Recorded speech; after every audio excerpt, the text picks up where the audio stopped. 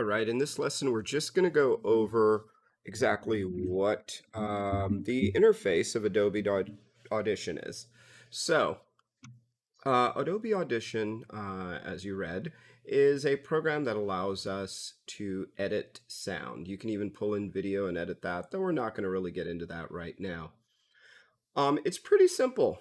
The whole general idea is that you can either record sound and then clean it up, make adjustments, and save it out, or you can bring in sound files that you want to crop down and do some editing to that you can then use in After Effects or other programs. So when you open it up, you should get a window similar to this. Depends on your version that you're using. Right here, it pops up this little learner's window, which is really awesome. So what you have right here is essentially a lot of different video tutorials that kind of talk about and walk you through how to do things in it. Now, like I said, we're going to keep it pretty simple, but I do encourage you, if you're like, man, I want to do some sound editing and do some stuff, to go into here. All you'd have to do is just like, oh, like learn the basics, or getting started. And then what happens is they start to give you um, these tutorials that could walk you through and how to mix multiple tracks. So I'm going to give you a very, very simple, basic way of using it. And then from there, you can go into here if you want to really get into some of the cool things that you can do, though it's not really required necessarily for this particular project. So we're just going to close this up for right now. And this is the interface, at least the one that you start with. And you can see I can, let's edit like by default, which is this one, edit to video. So if I have sound and I've brought in video and I'm trying to just edit sound to it, I can do that as well. Radio production, and then it switches things here so you can have multiple tracks and things like that, including metadata. So if you're bringing in sound and music, you can start giving information of who's singing and all that kind of stuff. Let's go to, let's just keep it really, really simple. So I'm going to go to default, okay, because that's what we're going to be using. And before I get started, I'm just going to go up here. Now, how you get your sound in is going to be up to you, but just so you know, in case things are acting weird, by default, if you're doing obviously you're on your computer, you need a microphone. So either a headset that has a microphone that you attach, whether it's USB or in the mic port. If it's a laptop, most laptops will have a mic built right into it, especially if they have a webcam. So any of those will work. You just want to make sure that if you go to Edit, Preferences, um, let's go to Audio Hardware, that you're going to choose what, so make sure that your mic is showing up in the default input.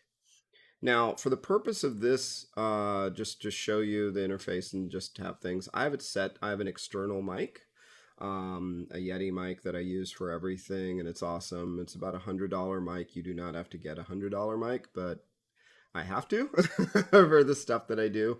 So with this mic and then some other things, I do clean up and it automatically takes noise out. For the purpose of this demo, I'm going to try to not have that on. So normally I would be using NVIDIA Broadcast with this mic, and but I'm just gonna use my mic. So you just want to make sure it's showing up if you start recording in here, and that's really all you need. Default output. I have lots of outputs. Once again, I do a lot of stuff, so you'll have most likely less going on here. So just whatever your default speakers are and your default mic should be fine. The general interface is pretty simple. If we go to the default over here, you have where when you record, what is going to pop up in here. You'll have files that you're working with and information. So as you start importing files that you want to edit, like a speech, their sound from a music video or something like that, then this is where you'll basically pull that out, or you'll see them showing up. This becomes sort of your, the files becomes like your library of what you're working on. This is giving me access to all of my drives where I may have things stored. Where do I want to pull them from? An effects rack, markers I've set, and properties, which I have nothing in right now, so you're not really seeing much. History of things I've done in this project and any video I'm bringing or editing to. This is where my sound is going to pick up. So if I go in and I just click record, and we'll just call this one demo test. 4800 hertz is pretty good. That should be really clean. Stereo, 32 bits. Just leave this to default for what we're doing. Hit OK. And now you can see it's recording me as I go. Stop. Play. And now you can see it's recording me as I go. And you can see it, right? I'm using my control, might be your command in and out. And as you look at these and you see these different versions, you see, oh, there's this, there's that. We can see the actual sound in there. And if it's too low, I can even boost up the sound here in decibels to make it louder. And now you can see it's recording me as I go.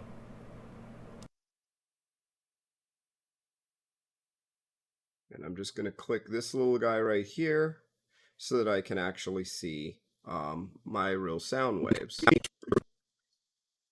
So we'll talk about this in a second, but this is going to be really important later so we can see what's going on.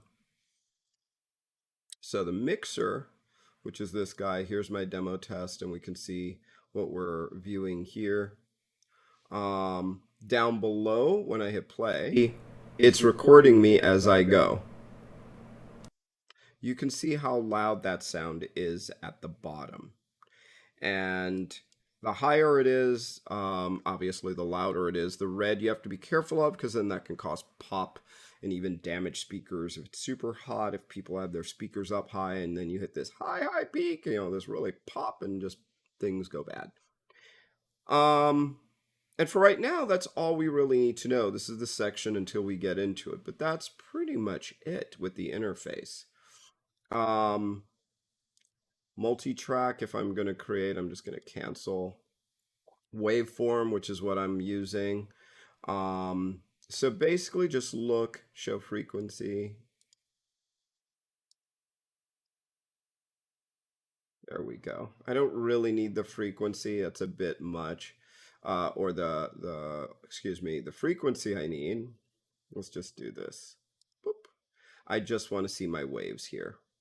Okay. So we'll be working with this one. But these little guys show spectral frequency. I don't really need that. And then show, and you can actually toggle these. But this is what I really want to work with. And then we'll get into some of this other stuff. This is more of if we start messing with some video and we start going in. But what you can see here is just when the sound plays, you can see it going up and down. So now let's get in the next video. We'll get into actually recording for real, or just a narrative or something, or just a little test so you can kind of work with it and how to clean it up.